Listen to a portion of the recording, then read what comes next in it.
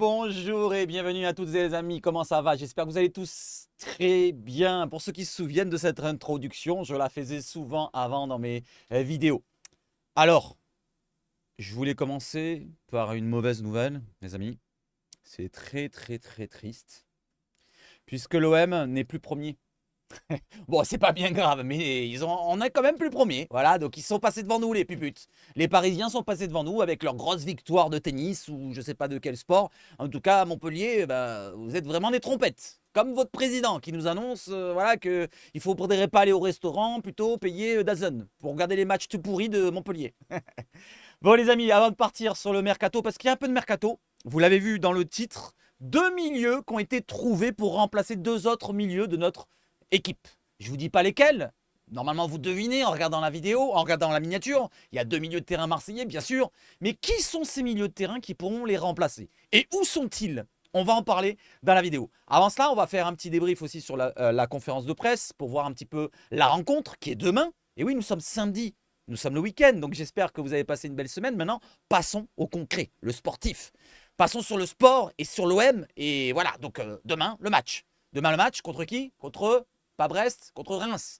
Voilà, j'espère qu'on gagnera la rencontre. Et il faut qu'on gagne par 5 buts d'écart pour être premier.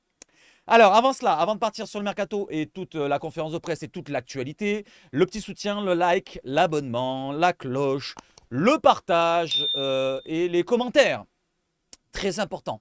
Voilà, donc il y a aussi le Discord. Si vous voulez venir dans le Discord, n'hésitez pas à venir, on est nombreux, on discute de l'OM principalement, mais du football en général. Si vous voulez parler de football, venez sur le Discord, on est une centaine, voilà, donc il y en a une petite dizaine qui participent activement tous les jours, et on passe de bons moments. Il y a même le jeu de championnat des étoiles à participer ensemble, et le gagnant, pourquoi pas, aura quelque chose.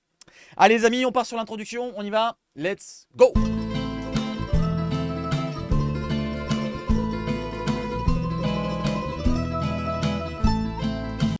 Et nous commençons par quoi? Par la bonne nouvelle de la recrue Jonathan Rowe, la 10e. La 10e recrue de l'Olympique de Marseille. Jonathan Rowe, l'Anglais s'engage en prêt payant avec option d'achat obligatoire avec l'OM. 17, c'est son numéro qui portera cette saison. Souhaitons-lui la bienvenue et bonne chance à toi, John. Voilà, donc on voit qu'il signe, il est content et il signe son contrat. Pour l'instant, on ne sait pas la durée de son contrat. Après, c'est 1 an. Mais je m'en fous. Voilà, il faut qu'il soit bon cette année. S'il est bon cette année, on verra au cours de la semaine, peut-être, d'ici, peut-être dans la journée, on le saura si c'est 2, 3 ans. Je m'en fous complètement. Moi, je vais vous dire, je pense que ça va être un contrat de 3 ans. Voilà, au hasard. Le doigt mouillé comme certains insiders. J'irai, tiens, 1 an, donc cette année, et 3 ans supplémentaires. Donc il signera jusqu'en 2028. Voilà, ça c'est mon avis. Allez, on enchaîne les amis. Donc Jonathan Rowe qui a bien signé. On va écouter un petit peu la vidéo. Je vous mets le son. Regardez, hop. Je vous mets le son. Ça dure 34 secondes. Écoutez, moi je l'ai déjà écouté. Voilà. Je sais pas s'il y a un droit d'auteur par contre. Ah merde, il y a peut-être un droit d'auteur. Je coupe le son. Je suis désolé. Je coupe le son. Je vous mets que la vidéo. J'avais oublié qu'il y avait une petite musique. On ne sait jamais. On est sur YouTube et YouTube est compliqué. Vous avez le numéro 17. Vous voyez la présentation du joueur. On regarde sur le téléphone et il se retourne. Il va faire un petit aller l'OM. Regardez, il va faire un petit aller l'OM à la fin. Allez, le petit Allé qui arrive. Allez, je vous mets juste le Allé l'OM. Pourquoi pas? Allez, fais-nous le Allé l'OM. Fais-nous le Allé l'OM. Allez. Allez l'OM. Voilà. C'est bon. Allez, tout le monde est content. C'est bon. Il est arrivé. Le petit Anglais qui va être sur le côté gauche, normalement, du milieu de terrain. Pourquoi pas? Ou peut-être dans l'axe, ou peut-être à droite. On ne sait pas. Pour l'instant, il est polyvalent et on verra bien où il jouera. L'OM, juste une petite confirmation de Karim Attab qui nous dit que, comme vous en doutez, le contrat de Jonathan Rowe a été enregistré bien avant vendredi minuit. Voilà, il a été enregistré même avant 20 h, pendant le live que je faisais hier dans la conférence de presse. Ceux qui n'étaient pas là, je suis très fâché envers vous. Voilà, on était nombreux, on a passé un bon mois. Le jeune Anglais sera donc à la disposition du coach de Zerbi pour le match de demain face à Reims. Donc il pourra jouer demain. Je pense qu'il débutera sur le banc et on va faire la compo ensemble, vous inquiétez pas. Il y a l'équipe qui nous a donné la compo probable selon les absences et les présences. On y va tout de suite avec le premier entraînement du côté du stade Vélodrome avec Jonathan Rowe, vous le voyez là. Il s'est échauffé, il s'est entraîné avec Højbjerg juste derrière au Vélodrome. C'est une particularité pour la première journée. On n'a pas joué encore un match au Vélodrome et on essaye de faire découvrir un petit peu cette pelouse, cet écrin magnifique du Vélodrome qui ne connaissent pas tous les joueurs qui sont arrivés. Et c'est De Zerbi qui a mis ça en place et il va nous en parler dans la conférence de presse juste après. On y va à la conférence de presse, mais avant cela, Greenwood s'apprête à changer de nationalité sportive. Il va passer de côté anglais à côté jamaïcain. Il va renoncer aux Free Lions anglais pour représenter la Jamaïque. La FA, donc la fédération anglaise, a reçu sa demande selon The Sun. PS, je vous rajoute, n'oublions pas ce que j'avais dit quand il avait été recruté le lendemain ou un jour après ou 2 jours après, j'en sais rien. Je vous avais dit quoi? Ce n'est pas un extra-communautaire. Apparemment, il a déjà son passeport du côté de Transfermarkt puisqu'ils ont changé. Ils ont changé sur Transfermarkt sa fiche.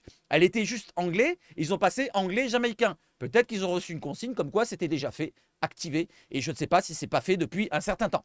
En tout cas, on va dire que dorénavant, il va être double nationalité anglaise et jamaïcain. Et sportivement, il va être jamaïcain. Donc, il ne sera plus extra-communautaire. Ah, vous allez me dire, mais pourquoi il est plus extra-communautaire? Parce qu'il y a un accord de Cotonou, si je dis bien le nom, qui précise que la Jamaïque fait partie des pays qui sont communautaires et pas extra-communautaires. Voilà plus ou moins pourquoi c'est une bonne nouvelle. Allez, on enchaîne maintenant avec autre chose, avec la prolongation de Luis Enrique qui a été annoncée hier après-midi. Luis Enrique prolonge jusqu'en 2028. Bonne chance à toi, mon petit Luis, qui est le meilleur buteur de la saison pour l'instant en Ligue 1. Voilà, avec le patch derrière, le S1, scoreur 1, comme Greenwood, mais c'est lui qui l'a. Il l'aura dans le dos, sur la nuque, lors du match contre Reims demain. Donc, merci Luis d'avoir prolongé. Une autre personne qui sera au Vélodrome, ça sera Frankie McCourt, sera présent dimanche au Vélodrome selon l'équipe. Donc ça fait plaisir. Est-ce qu'il va nous porter bonheur, malheur? N'hésitez pas à me dire qu'est-ce que vous en pensez. Pour Frank McCourt, il sera présent pour voir son équipe de cœur. Allez, on enchaîne. Et qui sera présent pendant ce match? Qui sera présent pour commenter ce match? C'est bien Sebash Foot.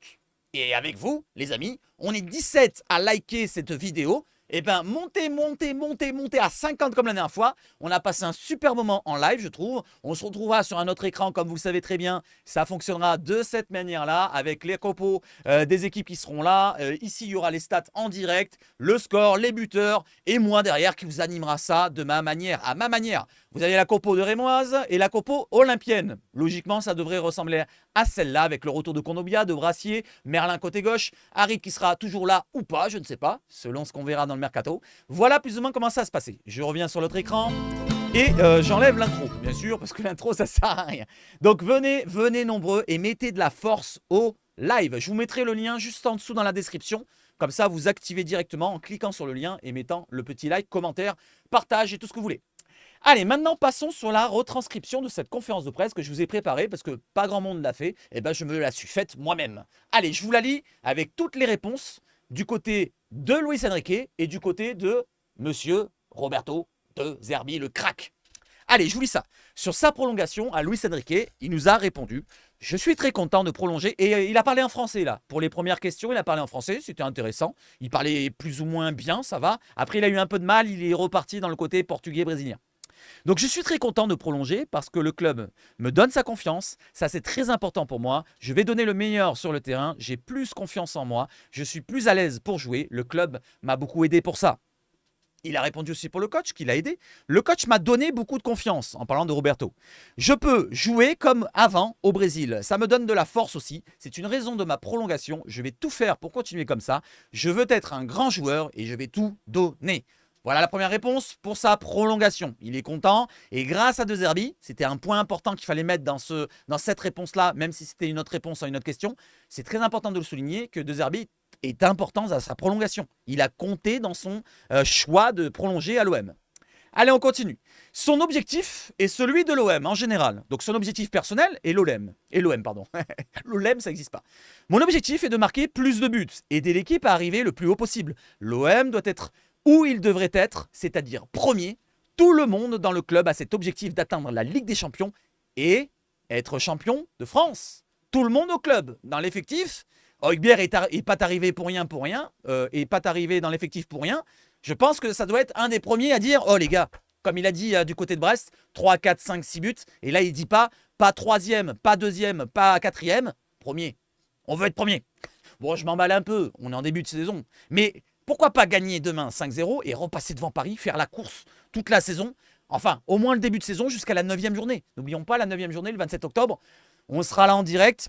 j'essaierai de poser ma journée. Je crois que j'ai posé une semaine de congé exprès. Il me restait une semaine à poser. Je l'ai posé la semaine de Paris. Donc on sera là en direct. Je ferai un gros live. On passera peut-être 5-6 heures. Et au cas où ça se passe bien, on passera peut-être toute la nuit. Pourquoi pas? On fera le débrief ensemble.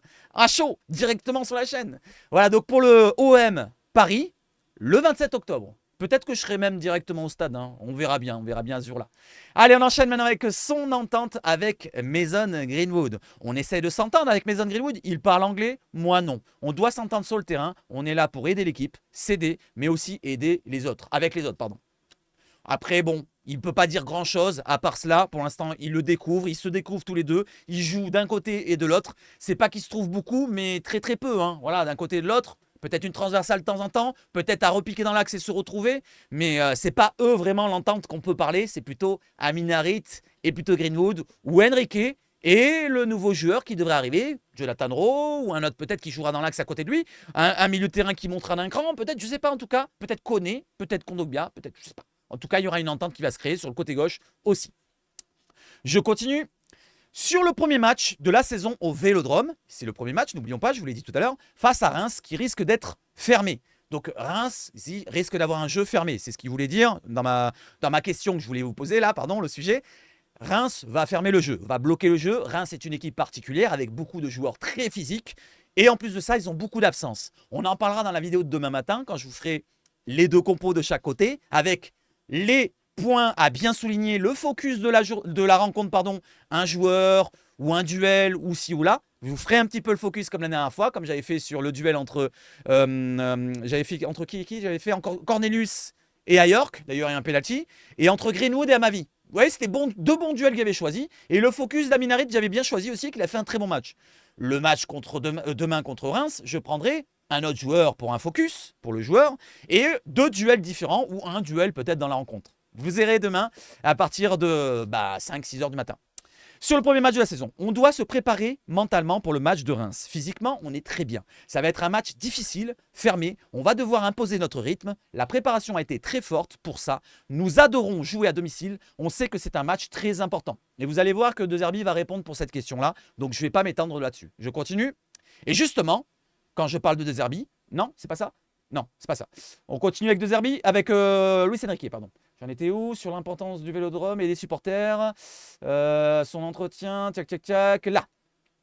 Sur l'importance du Vélodrome et de ses supporters. Je pense que c'est très important de venir au Vélodrome. Ça fait longtemps. Voir comment est cette pelouse, ce sont des détails importants. Il est important de sentir ce stade, cette ambiance. Il parlait de l'entraînement, donc du premier entraînement du côté du Vélodrome. Les nouveaux vont sentir cette ambiance, cette chair de poule. Les supporters, c'est le 12e homme. Là, il parle de la rencontre plutôt, je me trompe. Le 12e joueur, et il va nous aider. Les supporters sont vraiment importants pour nous. Il est très important d'établir ce lien avec eux, et c'est quelque chose de très important pour l'équipe. Pardon, j'ai un petit rototo, mais c'est pas grave.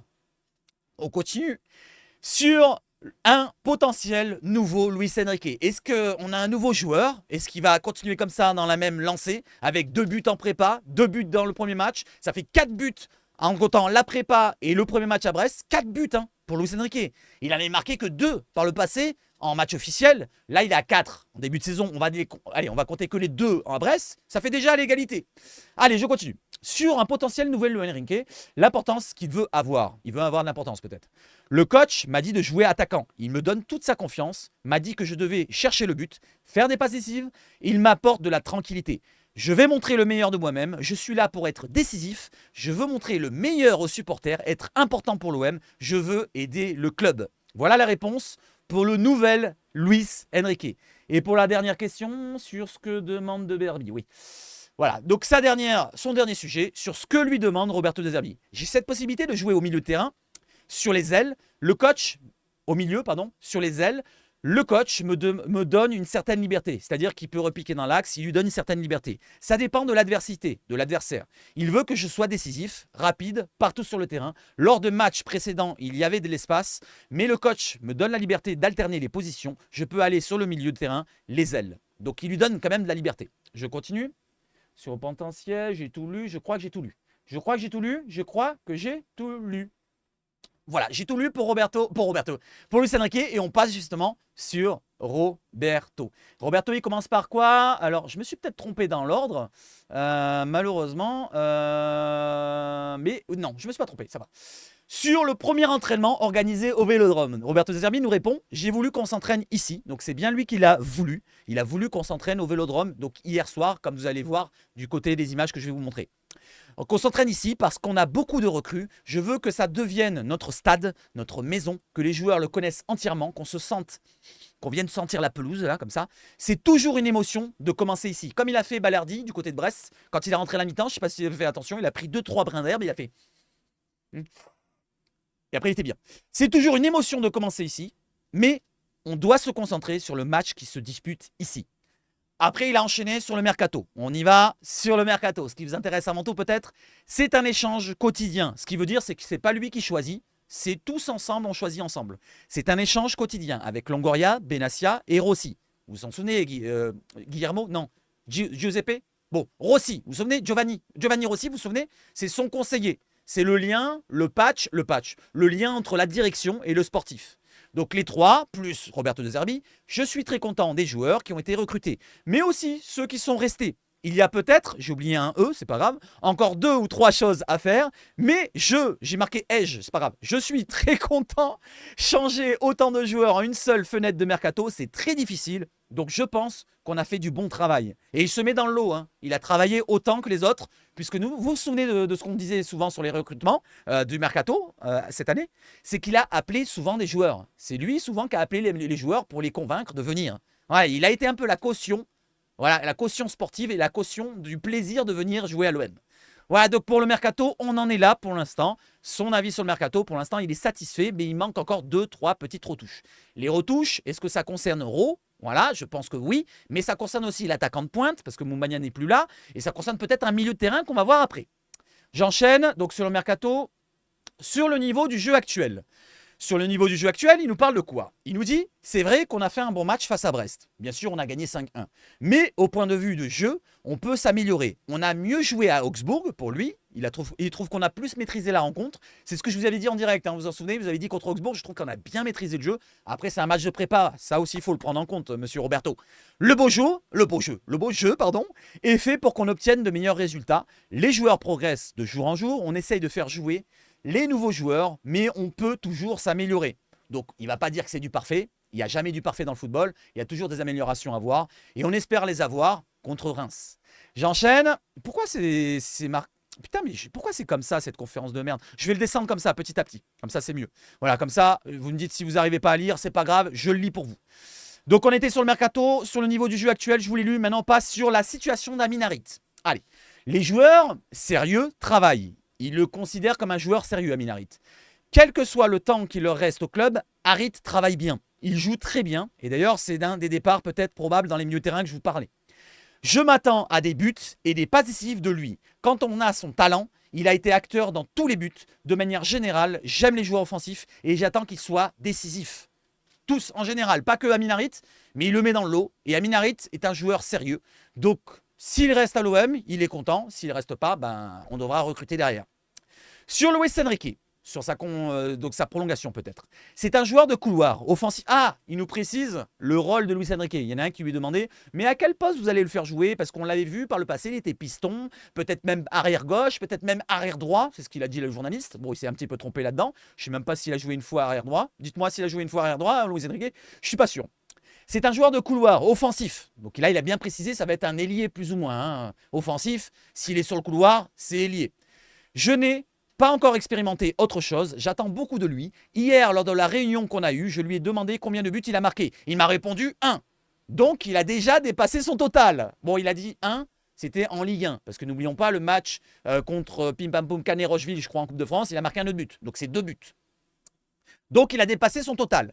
Quand on veut atteindre les choses importantes, il faut être déterminant, avec ou sans le ballon. Tous les joueurs de l'OM ont les qualités pour marquer, être décisifs, mais aussi faire le travail défensif. Donc il précise à la dernière phrase, le dernier point, qu'il veut aussi du travail défensif. Ça, il le précise souvent sur les attaquants qui ne perdent pas beaucoup les ballons, qui fassent un petit peu des replis défensifs. Peut-être que ce qu'il a vu du contre Brest, ça le déplaît sur ce côté-là. Parce que certes, offensivement, on a été plaisant, on a marqué des buts, mais défensivement, il faut qu'ils viennent aider aussi. On a un petit peu subi contre Brest, même si on était largement en avance, point de vue score. Mais on a eu des moments où on a un petit peu subi. On n'était pas dans le dur, mais on subissait un petit peu sans concéder énormément d'occasions parce que Brest a été pas terrible non plus.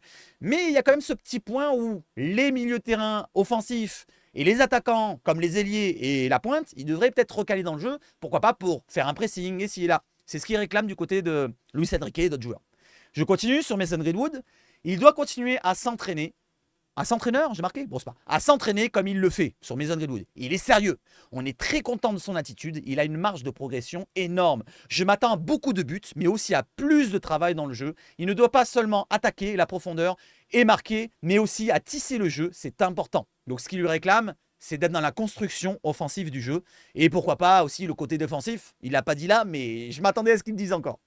Je continue sur Jonathan Rowe cette fois. Rowe n'est pas encore un joueur de l'OM, il a précisé pour commencer parce qu'il n'avait pas signé encore à cette heure-ci où il parlait, mais j'espère qu'il le sera bientôt. C'est un grand joueur, il est là pour le présent et le futur.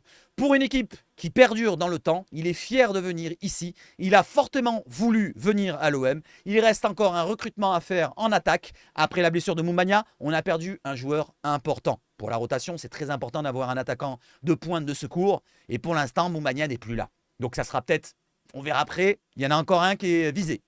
Je continue sur le premier match au Vélodrome de l'OM cette saison.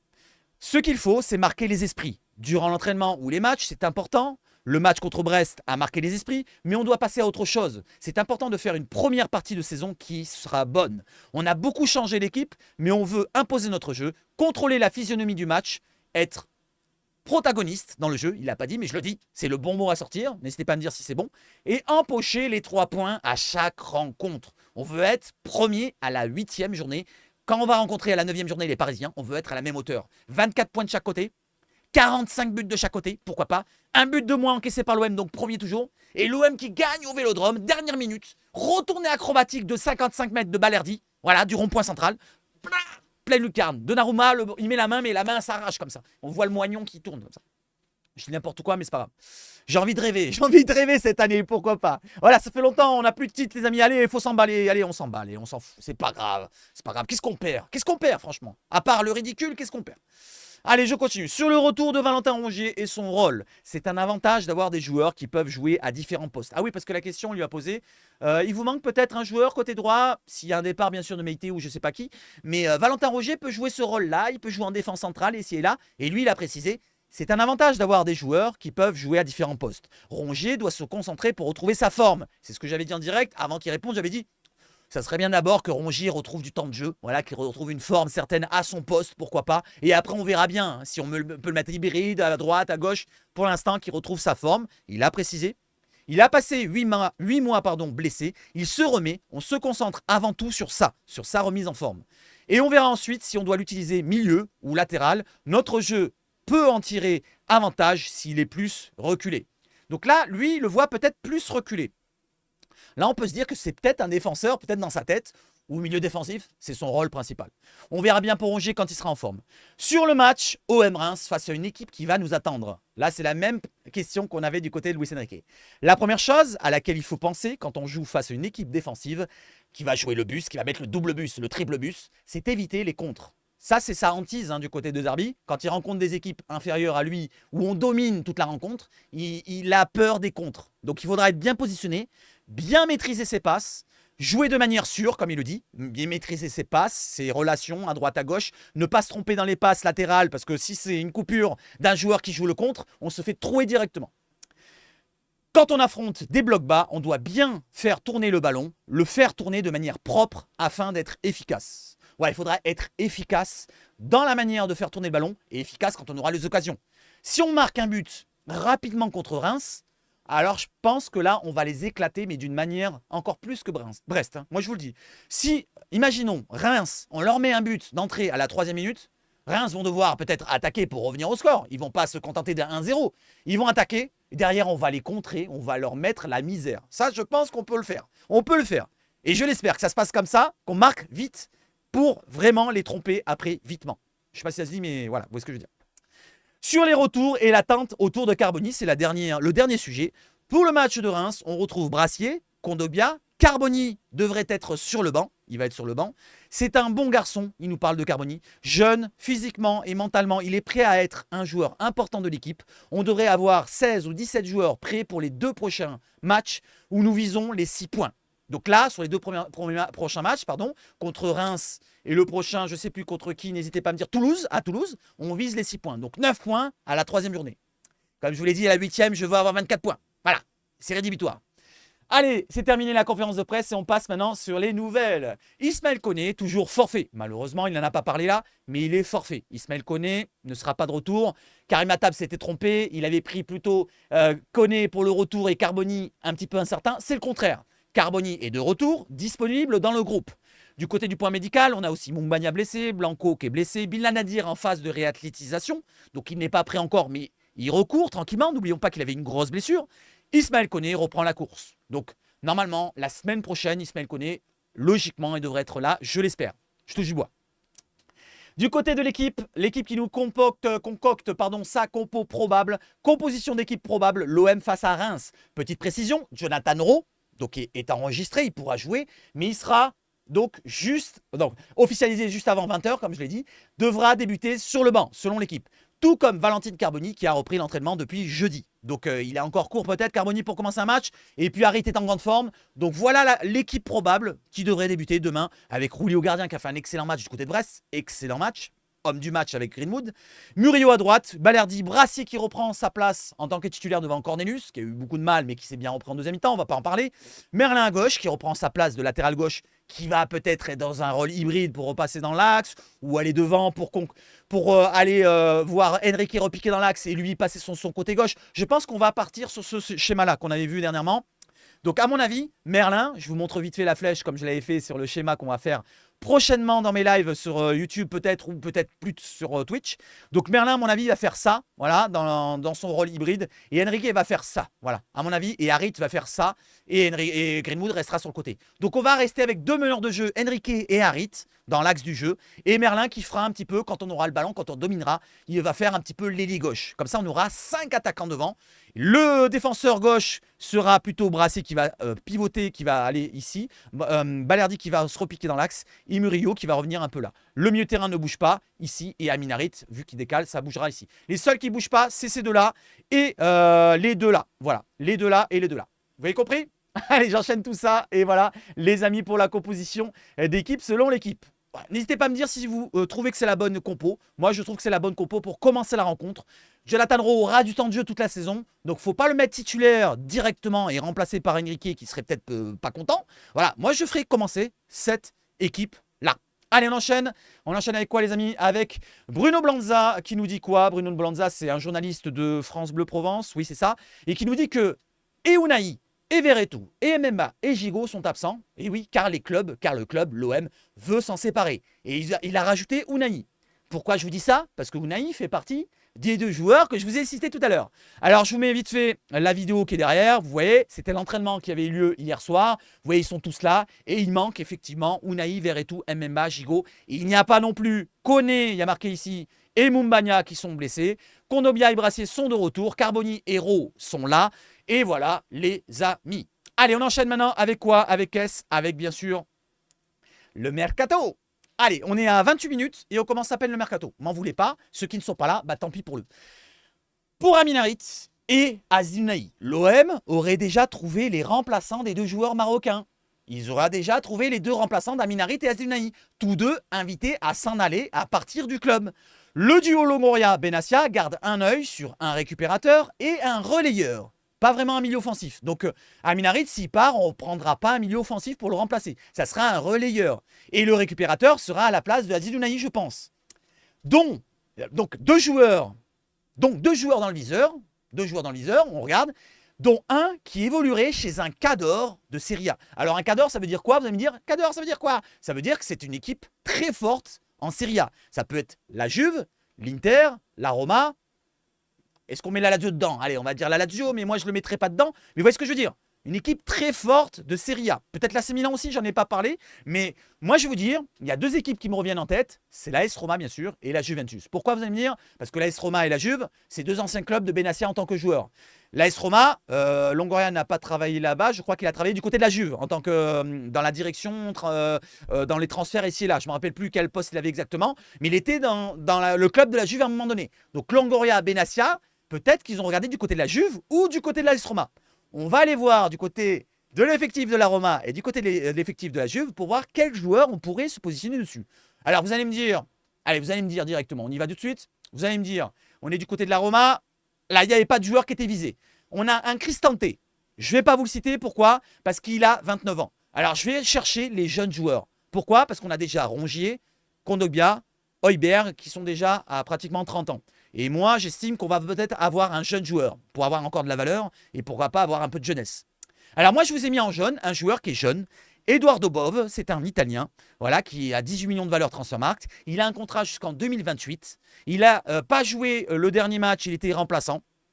Et la saison dernière, il a fait quelques matchs, mais ce n'était pas un joueur très très important à mon avis pour la Roma. Peut-être que ça serait peut-être lui du côté de la Roma. J'ai un avis sur ce joueur. Voilà, je ne pense pas que c'est Cristante parce que, comme je vous l'ai dit, son ancienneté et son salaire. On va regarder les salaires de la Roma derrière. Paredes, trop gros salaire, trop ancien. Pareil, ancien parisien, je ne pense pas que ça va matcher. Enzo Lefebvre, il vient d'être recruté, ça ne matchera pas. Pizzilli a eu qu'un seul match, il a eu que 10 minutes de jeu en Serie A, ça m'étonnerait que ça soit lui. Zalowski, c'est un joueur de couloir. Pellegrini, c'est le capitaine, milieu offensif, trop cher en salaire. Et Baldanzi, c'est un joueur milieu offensif, donc ça ne sera pas lui. Donc si on fait le débrief assez rapide, il reste un seul joueur, c'est Edoardo Bove. Edoardo Bove, on peut regarder sa fiche Transfermarkt vite fait. Donc comme je vous l'ai dit, contrat jusqu'en 2028, il a 22 ans, très jeune. Un prêt avec pourquoi pas une option ou pas, je ne sais pas, ça pourrait se faire. 18 millions de valeur Transfermarkt, c'est dans nos cordes. À chaque fois dans ce qu'on recrute, c'est à peu près dans nos cordes. Il peut jouer milieu central, milieu relayeur, milieu défensif. Donc ça serait peut-être un poste qu'on aurait peut-être à voir. Et du côté de cette saison, il n'a pas joué une seule minute. Si on regarde la saison dernière, juste pour vous montrer, voilà, je ne sais pas si c'est lui qui avait joué. Voilà. Ah, il a quand même joué 45 matchs, pardon. Il a joué 2600 minutes. C'est pour ça que je vous ai dit, il n'est pas très important. C'est qu'il n'a pas vraiment dépassé les 3000, les 4000 minutes. Quand tu n'as pas 3000, 4000 minutes, c'est pas vraiment titulaire en puissance. Il n'a pas eu de blessure. Donc c'est vraiment qu'il a fait quelques rentrées, des entrées quand même, pas quelques. Voilà, quand même des entrées. 31 matchs en Serie A, c'est énorme. 12 matchs en Europa League, c'est quand même assez énorme. 45 matchs au total, c'est quand même une grosse saison pour le jeune Edoardo Bove. Voilà pour le premier joueur. Maintenant, regardons son salaire. Edoardo Bove, je vous ai souligné que celui-là, parce que regardez en haut, vous avez les salaires de Paredes, c'est trop cher, de Cristante, c'est trop cher, comme je vous l'ai dit, au milieu de terrain. Donc on ne va pas citer cela. Il a 155 000 € par mois. Ça pourrait être dans nos cornes. Je pense que je ne serais pas surpris si vraiment cette info est concrète du côté de la Provence. Prendre avec des pincettes, bien sûr. Ça serait peut-être ce joueur-là qu'on suivrait. Et pourquoi pas, je ne sais pas. En tout cas, moi, je connais juste de nom. Je ne connais pas vraiment le profil. Ceux qui connaissent, les amis, n'hésitez pas à me dire si c'est un excellent joueur, bon joueur, ou mauvais, ou moyen, je ne sais pas. Il joue quand même à la Roma. Il a eu quand même 45 matchs l'année dernière. Ce n'est pas un joueur qui doit être ridicule, à mon avis. Allez, j'enchaîne maintenant avec l'autre choix. D'abord, on regarde vite fait le dernier match. Vous voyez qu'il n'a pas joué. Il était remplaçant. Il n'a pas joué du côté de la Roma. Il n'est pas rentré. Maintenant, passons du côté de la Juve. Du côté de la Juve, vous allez me dire, je me suis trompé, j'allais dire, vous pensez directement à Locatelli. Locatelli, oui, bien sûr, on en avait parlé. On avait parlé, pourquoi pas, de Miretti. Mais Miretti, il a une blessure, je ne pense pas que c'est lui. Fagioli, moi je pensais plus à Fagioli. Pourquoi? Il est jeune, 23 ans. Valeur 20 millions d'euros, Transfermarkt, je pense que c'est dans nos cordes. Du côté de Locatelli, il y a un problème, je vous montre directement, c'est son salaire. Il a 518 000 € par mois. Et surtout, il y a un autre problème pour Manuel Locatelli. Si vous regardez Fagioli, il a un salaire quand même qui est... C'est pas conséquent, mais c'est quand même assez... ça commence à monter. 235 000 € par mois pour Fagioli. Je ne savais pas qu'il avait un aussi gros salaire. Ça commence à être la limite. Mais ça pourrait être aussi dans nos eaux, hein, un petit peu. Hein. Je regarde du côté du dernier match. Vous voyez que Locatelli était titulaire. Donc déjà, il a de la confiance du côté de la Juve. On disait qu'il était écarté, mais il n'est pas écarté puisqu'il a joué titulaire. Il a joué titulaire. Et si on regarde Fagioli, il n'est même pas sur le banc. Ah si, il est là. J'ai dit Fagioli? Alors, je me suis trompé peut-être. Fagioli. Oui, Fagioli, il est sur le banc, pardon. Fagioli, il est rentré en cours de match. Excusez-moi, il est rentré en cours de match. Donc, il était remplaçant. Voilà, il était remplaçant. Est-ce qu'on peut, pourquoi pas, se positionner sur un remplaçant? Je me suis trompé, excusez-moi. Et bah Fagioli était remplaçant lors du dernier match. On regarde maintenant sa fiche Transfermarkt pour Fagioli. Un petit peu la tête d'Italien qu'il a. Regardez, il est beau gosse en plus. Voilà, donc un beau gosse, 23 ans, 1m78, milieu central, 5 sélections avec l'Italie, la Serie A, la Squadra Azzurra, excusez-moi. Il joue à la Juve, 2028 le contrat. C'est un petit peu comme Eduardo Bove. Donc ça peut correspondre à nos critères. 20 millions de valeur Transfermarkt. C'est nos critères aussi en termes de valeur. Ça, son agence CA, ça vous rappelle rien? C'est pas base, mais c'est Stellar, mais c'est en lien plus ou moins. Il est droitier, l'autre joueur Beauvais était droitier aussi. Voilà, donc milieu de terrain central, offensif. Donc lui, ça serait peut-être le terme de relayeur, plus ou moins. On regarde sa fiche Transfermarkt et maintenant cette saison, combien de matchs il a joué l'année dernière pour voir un petit peu s'il est important du côté de la Juve. Il a joué que 8 matchs la saison dernière. On regarde la saison d'avant, il avait joué combien de matchs? Est-ce que c'était du côté de la Juve? Il avait joué 37 matchs au total. Voilà, donc du côté du temps de jeu, c'est 2100 minutes. C'est pas vraiment très très important. Donc même je vais vous dire, je me donne une petite pièce sur Beauvais. Voilà, pour le côté Benassia, qui aurait peut-être des billes du côté de la Roma. Et du côté de la Juve, les deux qui ont des billes, c'est Longoria et Benassia. Peut-être avec un jeune Fagioli. Voilà, n'hésitez pas à me dire lequel vous voyez, si vraiment cette rumeur est concrète, d'un joueur qui jouerait dans la Serie A, dans un cadre italien. Ça pourrait être dans ces deux clubs qui sont peut-être en lien avec Benassia et Longoria. Voilà, moi je dirais ou Fagioli ou Beauvais. Allez, j'enchaîne maintenant avec autre chose. Et on enchaîne avec quoi? Avec des autres Italiens qui ont été suivis dernièrement. On avait entendu parler de Ricci. Voilà, on n'entend plus parler depuis 2-3 semaines. Ça n'a pas été démenti cette rumeur-là. Mais ce n'est pas un cadre italien. Donc Ricci, c'est un très bon joueur, de ce qu'on j'entend, qui joue milieu de terrain. Il peut jouer milieu relayeur. Donc Ricci, l'information qu'on avait dernièrement, c'était celle-ci. L'OM aurait demandé des informations au Torino concernant Samuel Ricci, 22 ans, milieu de terrain qui plaît beaucoup à De Zerbi. Le Torino n'écoutera aucune offre en dessous de 20 millions d'euros du côté de Tutto Mercato Web, à prendre avec de grosses pincettes de crabe américain. Voilà, là c'était une rumeur, mais est-ce que cette rumeur serait pas concrète et elle date de 2-3 semaines? Oui, 3 semaines. Peut-être que ça remontera, ça sera peut-être Ricci. Donc pour l'instant, Fagioli, Beauvais, Ricci. Il y a un quatrième aussi, les amis. Alors là, c'est des rumeurs, hein, les amis. C'est Illich. Hier, je l'ai vu dans mon live sur Twitch. Il y en a un qui me disait Illich, c'est revenu. Alors, je ne l'ai pas retrouvé la dernière information de Illich, c'est revenu. Mais je suis remonté sur les informations d'il y a 2 semaines. C'est Ansu Fati et Ivan Illich ne sont pas des pistes de l'OM. C'était le démenti de Foot Mercato. On était intéressé à Ivan Illich il y a 2-3 ans, quand il était allé à Las Vérone. Là, il est du côté du Torino, comme le joueur d'avant. Alors, est-ce que le Torino est un cadre de la Serie A? Je ne pense pas. Donc c'est pour ça que ça me laisse un doute sur ces deux joueurs-là, que ce soit Ricci ou Illich. Allez, n'hésitez pas à me dire entre les 4 joueurs que je vous ai montrés, lequel vous pensez le plus que ça pourrait être en tant que rumeur qui va ressortir dans les prochains jours. Allez, on enchaîne avec maintenant le côté attaque. Neil Maupay plaît toujours aux dirigeants olympiens, mais Everton ne compte pas faire de cadeau à l'OM. Le club anglais veut toujours un transfert sec, on est toujours au même domaine, statu quo total. Tandis que l'OM n'a qu'un prêt avec option d'achat à offrir. Voilà où on en est pour l'instant sur ce dossier de l'attaquant remplaçant de Faris Moumania. Il y a un autre nom, mais on n'entend pas parler de ce nom-là. Pour l'instant, c'est un nom inconnu. Il y a un autre attaquant, on ne sait pas qui c'est. Est-ce que c'est Simon Banza qu'on a parlé il y a 2 jours? Est-ce que c'est un autre attaquant qu'on a parlé dans le passé? Un Moukoko, pourquoi pas? Ou un Wang?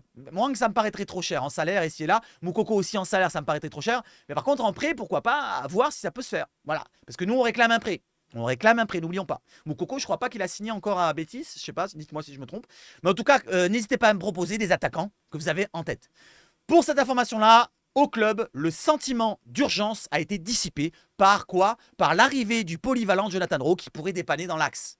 Et oui, parce que Jonathan Rowe, je vous dis qui pourrait dépanner dans l'axe parce que je n'avais pas la place de le marquer. Je ne suis pas un compte certifié, j'ai pas la pastille et je peux pas, j'ai pas envie de payer 2 € par mois pour avoir la possibilité d'écrire un gros roman. Voilà, sinon j'écrirais plein de romans à chaque fois, mais c'est trop long.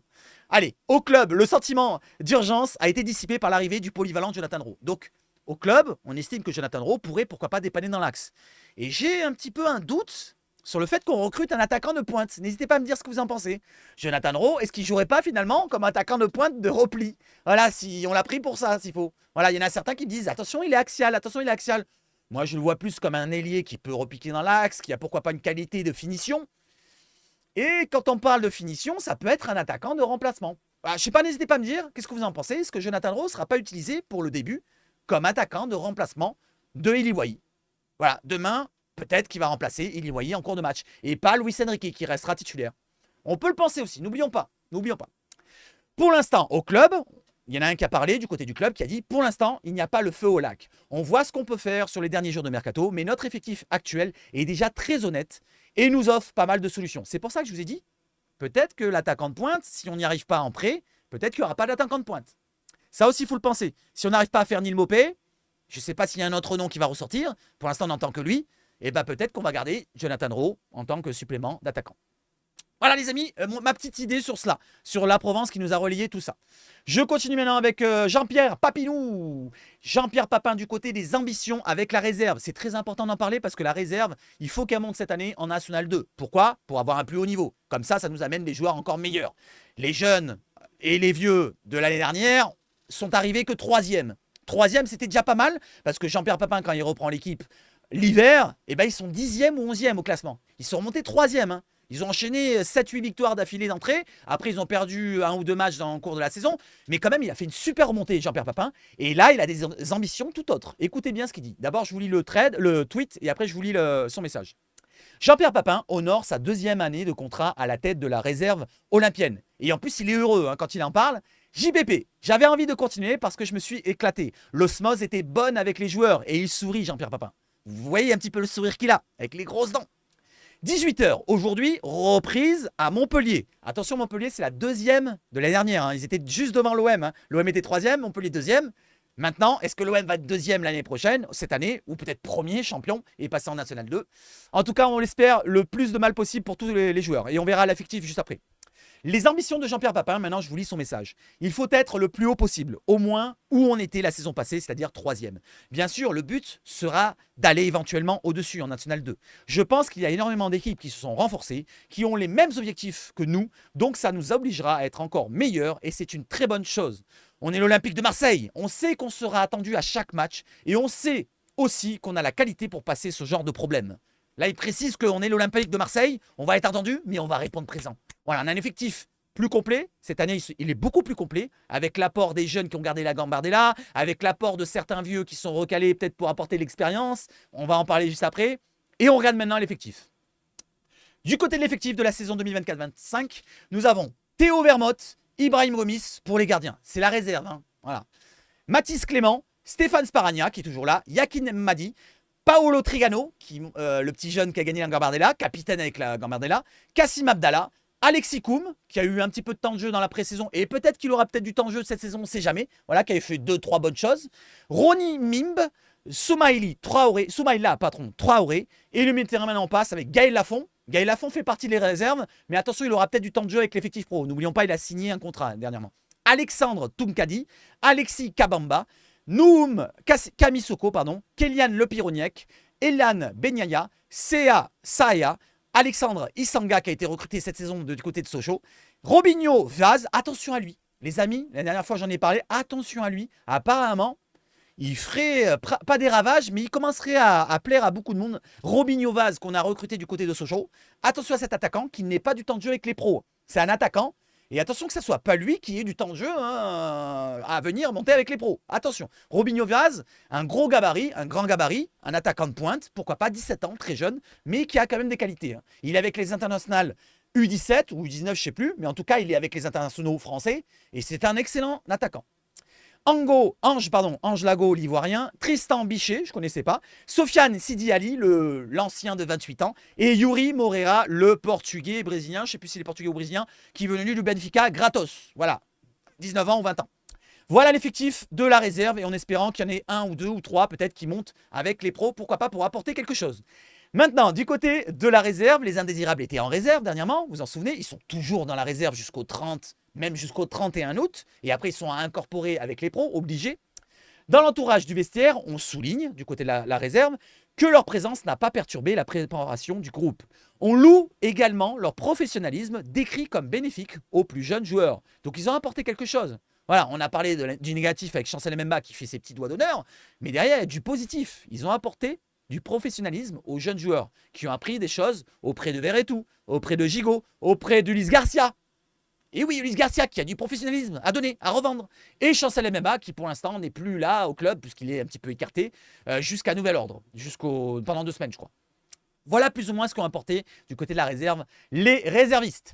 Justement, du côté des réservistes, avec Chancel MMA qui est convoqué avec sa sélection du Congo, il faut le citer, et je vous citerai à chaque fois quelqu'un de l'effectif marseillais, un joueur pardon, qui est convoqué avec sa sélection. Donc on va lui souhaiter bon courage pour les 2 matchs qu'il aura le 6 septembre et le 9 septembre. N'oublions pas que c'est le capitaine de la République démocratique du Congo, et je lui souhaite bon courage à Chancel, malgré tout le passif. Allez, bon courage mon Chancel. J'enchaîne maintenant avec quoi? Avec les dates des fins de mercato. Vous savez, en France, je vous l'ai dit, c'est 30 août, c'est pas le 31, hein, c'est le 30 août à 23 h. La dernière date, 23 h. Si les papiers ne sont pas enregistrés, c'est terminado cacao. On ne pourra plus recruter du côté de l'OM. Recruter, je parle. Parce que vendre, on peut. Vendre, on peut. Vendre, on peut à qui? On peut à Pays-Bas. On peut aux Pays-Bas, pardon. On peut plus vendre aussi en Italie. On peut plus vendre en Allemagne. On peut plus vendre en Espagne et en Angleterre. Tous les pays qui sont en bas, on peut plus vendre à eux. On peut plus vendre aux Pays-Bas. On peut plus vendre. Oh, on peut vendre, pardon. Excusez-moi. J'ai terminé. Excusez-moi, je suis en fin de vidéo, c'est pas grave. Le 2 septembre, pour la date de la clôture du mercato aux Pays-Bas, au Brésil, au Portugal. Donc on a encore 2-3 jours après notre clôture à nous. Du côté de la Suisse, c'est plus précis là. Du côté de la Suisse, le 9 septembre, comme au Qatar, le 9 septembre. Voilà, comme ça on aura des échappatoires pour les joueurs. Le 12 septembre du côté de la Russie, le 13 pour la Turquie et le 6 octobre pour l'Arabie Saoudite. Donc on a quand même encore quelques temps pour nous débarrasser des joueurs qui voudraient rester et que nous on ne voudrait plus. Voilà pour les joueurs qui restent accrochés comme une moule à leur rocher. Dernière information, non, ça c'est quoi? Dever Machado, non, je regardais du côté de Lens, les latéraux gauche. Et Dever Machado, apparemment, il est poussé vers la sortie. Donc pourquoi pas? Est-ce que ça vous intéresse un Dever Machado à l'OM? Je dirais que non, je préfère du côté de Lens, l'autre latéral gauche, l'autre piston gauche, plutôt Machado. Non, pas Machado, non, je me suis trompé. Oui, Machado, je préfère. C'est pas Machado qui est écarté, c'est plutôt l'autre. Comment il s'appelle l'autre? Aïdara. Voilà, je préfère Machado à Aïdara, je me suis trompé. Mais décidément, sur cette fin de vidéo, c'est pas grave. En tout cas, voilà plus ou moins. Et ça, c'est quoi? C'est la fin de vidéo. Voilà, la fin de vidéo. Et je pense qu'on a terminé les 5 h du matin. Oh, il faut que j'aille me coucher. Voilà, j'espère que vous avez passé un bon moment avec moi. En tout cas, merci pour le soutien de la chaîne. N'hésitez pas à en remettre encore une dose. N'hésitez pas aussi à venir dans le live de demain. N'oubliez pas le like, le partage sur la chaîne. Ça fait très plaisir. Je vous mets le lien dans la description du match de demain qu'on va vivre ensemble en direct, commenté comme la dernière fois. Allez, je vous souhaite de passer une excellente journée de samedi. Prenez du temps avec votre famille. Buvez un petit coup comme moi que je vais faire là maintenant. Voilà, j'ai très soif. Oh putain, j'ai le hockey. C'est pas grave. Et surtout, les amis, vive le foot, je sais pas, foot. Et allez l'OM. Ah, cette fois, je l'ai mis le trop.